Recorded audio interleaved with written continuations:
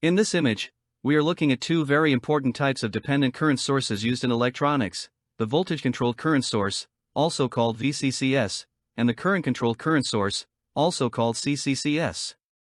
These elements are known as dependent or controlled sources because their output is not fixed, it depends on some other voltage or current in the circuit. These sources are especially useful in designing amplifiers, modeling transistor behavior, and analyzing complex analog circuits. Let's understand both of these in detail. First, let's look at number 3, which shows the voltage-controlled current source, or VCCS. As the name suggests, this source produces a current as its output, and that current is controlled by a voltage present somewhere else in the circuit.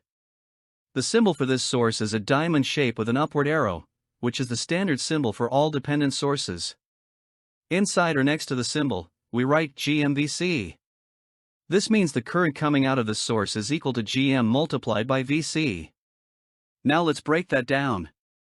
The current is labeled as ID, which stands for the output current.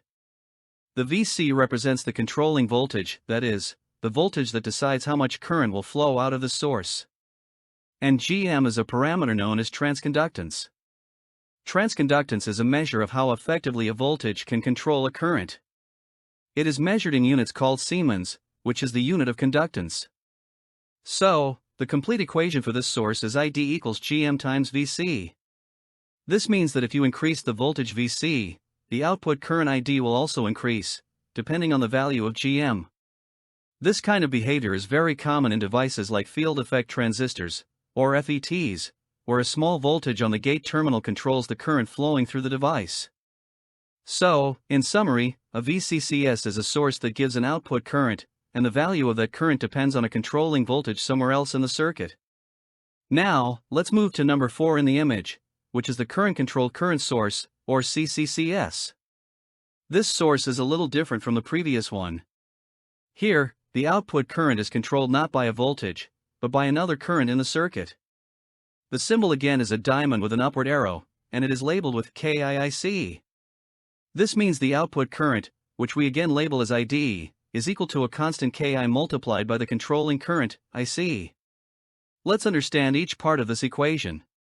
The ID is the output current that comes out of the source.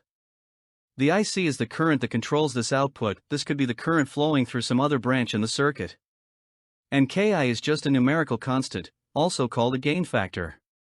Unlike GM, which has units of Siemens, this Ki is unitless because it is a ratio of two currents amperes divided by amperes. So, it has no physical unit. The purpose of this constant is to scale the controlling current, IC, to produce the output current, ID. If Ki is equal to 2, for example, then the output current will be twice the value of the controlling current. These kinds of current sources are also very useful in analog electronics, especially in circuits using bipolar junction transistors, where one current is used to control another current.